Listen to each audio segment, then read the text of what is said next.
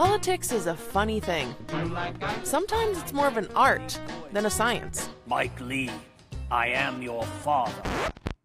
But when it counts, whew, it's gotta be precise.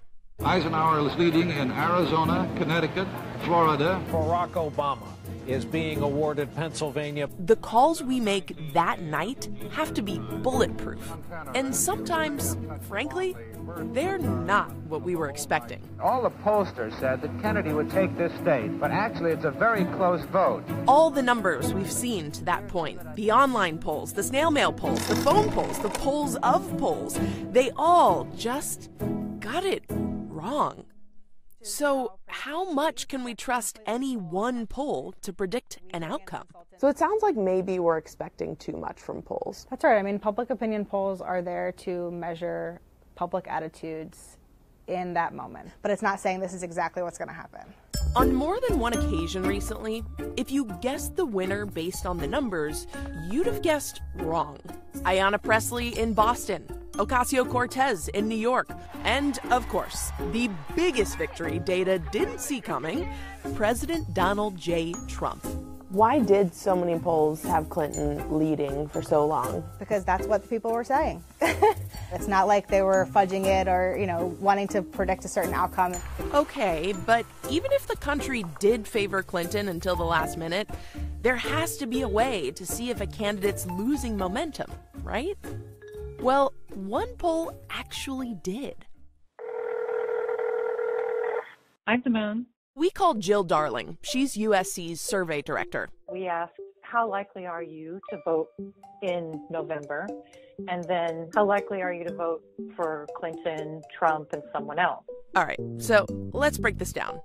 Traditional polls are binary. Which candidate do you favor, one or the other? Jill's poll asked how likely you were to vote for each candidate. You could say 10% for Clinton, 90% for Trump, or 60% for Clinton and 40% for Trump. Basically, the poll asked voters how they were leaning and how strongly they were leaning that way. Why did you decide to poll the same people over a period of time rather than surveying different people?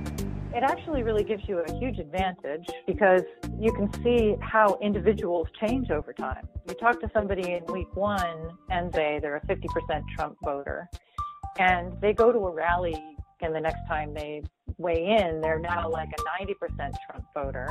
And so you get kind of a chart of how things actually are changing. Now, I want to ask you about this thing called the social desirability effect. Respondents may not actually say what they mean if they feel that they will be judged for their answers. In this case, I think that we did have a situation where there was some reluctance to talk about their voting choices among some kinds of Trump voters. It's called the shy Trump effect. As the theory goes, some Trump supporters just didn't want to say it out loud. But then on election day, they showed up for him.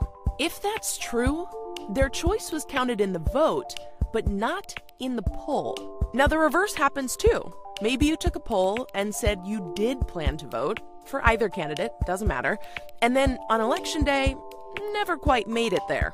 This time, your pick was counted in the poll, but not in the vote. There are probably a lot of people south of 30 in that last group. An NBC Gen Forward poll found that almost half of millennials aren't planning to vote in the midterms. So we tracked down some millennial poll takers. Okay, so here's what's interesting to me. You will take the time to fill out a poll online, but you don't want to go vote. Well, the reason why I won't go vote is not because it's time consuming to go out and put the ballot in. It's just I don't get anything back from putting that vote in. Do you think you're going to vote? Absolutely. If I didn't vote, I can't complain. Are you going to vote? If work permits, I'm in a pretty uncontested district. My thing with electing is like trust. And so I think in the climate we're in, we don't know what to trust. I have this case that I looked at. Cynthia Nixon, she ran for governor? Governor of New York, yeah. And she was going up against Cuomo. Mm-hmm. He had never mentioned anything about legalization of marijuana. Once she started running and mentioned legalization of marijuana, lo and behold, he had that on his bill. It's like they always just say things just to have you go vote for them. They treat it like a popularity contest almost.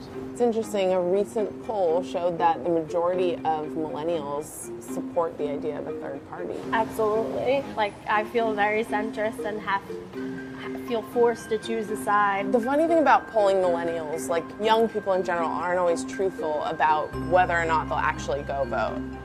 How do you guys think that that can skew the way that political parties even do their campaigns? It matters, but I also think it is a two-way street. So like if we're saying we're going to vote, but then suddenly you go back on something, or all of a sudden there's something we don't like, instead of voting for the other party, our happy middle is just not voting at all.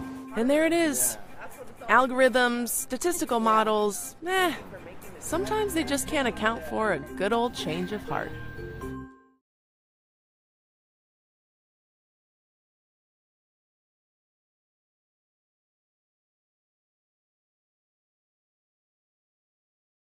Hey, NBC News viewers, thanks for checking out our YouTube channel. Subscribe by clicking on that button down here, and click on any of the videos over here to watch the latest interviews, show highlights, and digital exclusives.